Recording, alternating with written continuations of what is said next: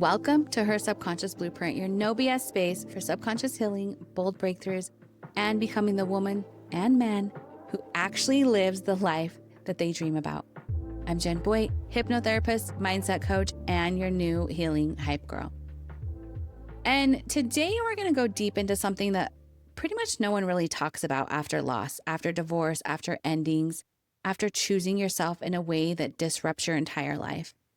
We talk about healing, but we don't talk about empowerment. We talk about moving on, but we don't talk enough about what happens in the quiet spaces afterwards. When the noise settles, when the logistics calm down, and the brave decision has already been made, and you're left alone with yourself. We're talking about trusting yourself again.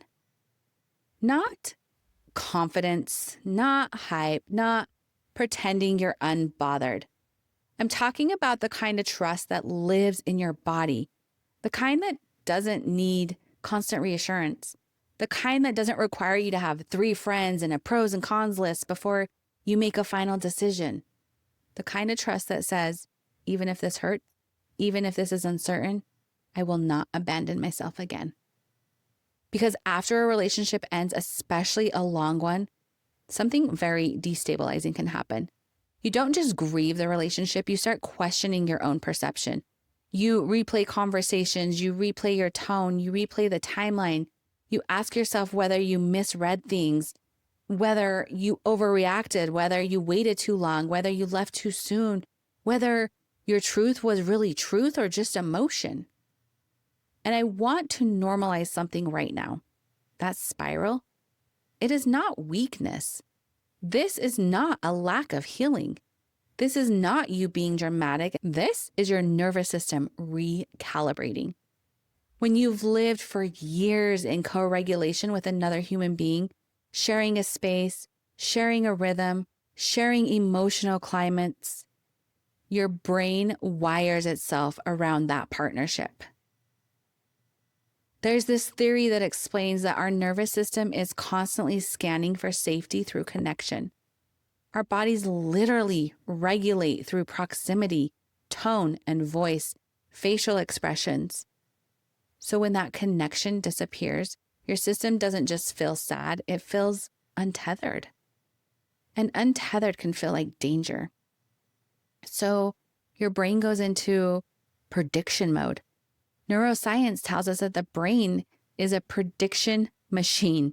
It's constantly trying to reduce uncertainty. So when your environment changes drastically, your brain tries to regain control by analyzing the past. That's why you replay everything. You're trying to make sense of it all so you can feel safe again. But there's a catch. If you look for safety by doubting yourself, you'll only reinforce instability. And I know this all too well. There were moments in my transition where I would lay in bed and question everything, not just the relationship, but myself, my discernment, my maturity, my patience, my timing. I would ask myself if I was too emotional, if I was expecting too much, if I was sabotaging something good. I would analyze old conversations with a magnifying glass. I would soften my own truth in hindsight because it felt easier than standing firm in it. And what I eventually realized was this. I wasn't actually questioning my truth. I was craving external reassurance. I wanted someone to tell me that you're right, you didn't imagine it, you didn't overreact, because when you've built your life around a partnership, your nervous system gets used to sharing decision-making. Even subtle shared collaboration. You get used to checking in, you get used to adjusting. So when that's gone, you might feel a little wobbly. And wobbly feels unsafe. And unsafe, it makes you doubt yourself. That's why rebuilding yourself isn't about affirmations. It's about nervous system regulation. For a long time, I believed trusting myself meant never hesitating. I thought if I was healed enough, I would just know. But that version of trust was actually perfectionism. It was my trauma response trying to avoid being wrong again. Real self-trust is much softer. It says, I don't know exactly how this will unfold, but I trust myself enough to handle it. Where confidence says, this will work. Self-trust says, even if it doesn't work, I'll be okay. And the distinction changed my life. Because when you don't trust yourself, every decision feels catastrophic. You overanalyze, you imagine regret before you've even moved. You seek validation before you breathe. And that's not your intuition failing. That's your nervous system that has learned safety through external confirmation. There's always something. There's also something called the attachment theory. That comes into play here. If you grew up in an environment where emotional safety was inconsistent, where you had to manage moods or anticipate reactions or earn stability, you likely learned to prioritize harmony over authenticity. And that becomes a survival strategy. You become hyper aware of others. You calibrate constantly. You override your own discomfort to maintain connection. So when you finally choose yourself, when you disrupt that pattern, your body interprets it as loss of safety. And that's when the self-doubt kicks in. I remember a moment during my own transition where I realized how many small ways I had overridden myself over the years. Not in a dramatic betrayal way, but in subtle, small ones. Saying yes when I felt hesitant or unsure. Soothing instead of expressing. Staying quiet to keep the peace. Explaining my feelings instead of actually honoring them. None of it looked toxic from the outside, but the inside my body had been whispering for a long time. And when I finally listened, it did feel terrifying. Not because it was wrong, but because it was unfamiliar. Fear and intuition can coexist. That's something we don't really talk about. Sometimes intuition feels like relief. Sometimes it feels like grief. Sometimes it feels like shaking. Fear does not automatically mean stop. Sometimes fear just means you're stepping outside of your patterns, your nervous system, memorized as safety. Learning to trust yourself again means learning to distinguish between fear and misalignment. Fear asks, what if this all goes wrong? Misalignment says, this isn't me anymore. Fear is loud and urgent. Misalignment is steady and quiet. Fear wants guarantees. Misalignment, it wants integrity. And integrity feels different in the body. It feels like a big exhale. It feels like expansion, even if tears are involved.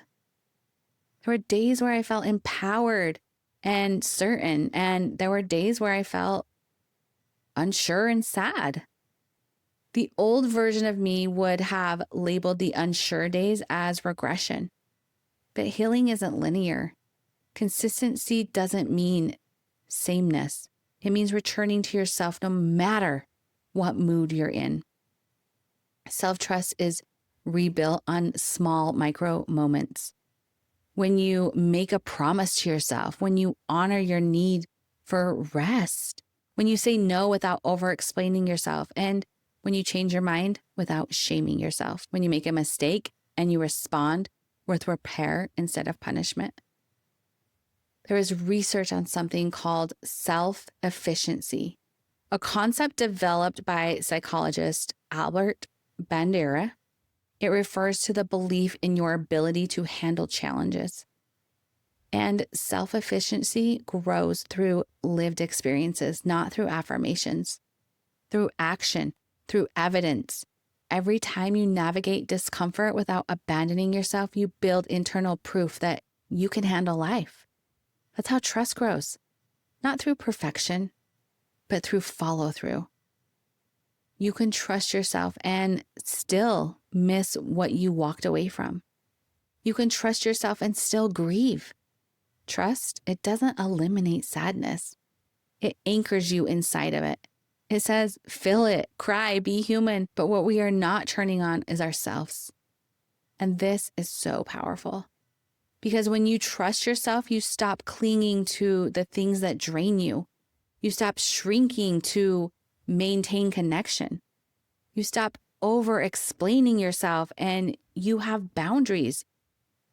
You love differently. You decide differently. And here's what I want you to hear more clearly. You don't need to become someone new to trust yourself again. You need to return to yourself. Slowly, compassionately. You need to forgive the version of you that did what she thought she had to do to survive. You need to thank her. And then you need to show her what safety feels like. If you're in the early stages of this, please go gentle on yourself. Give yourself grace. Don't rush clarity. Don't demand certainty. And don't shame yourself for hesitation. Your system is recalibrating. Trust grows when you stop abandoning yourself in those small moments. So pause before you say yes. Notice your body. Let tension be information instead of something to override. Choose integrity over outcome. And remind yourself that even if you get it wrong, you will not turn on yourself. That is self-trust. And I am so grateful you're here with me in this season. Grateful for your courage. Grateful for your willingness to sit in the unknown and choose the truth anyways. And I'm so grateful that I get to share my story with you. This is her subconscious blueprint where we don't just chase the dreams, we become them. And remember, you don't get what you want, you get who you are. So go out and be that version of her or him today. Much love and gratitude. I will see you next time.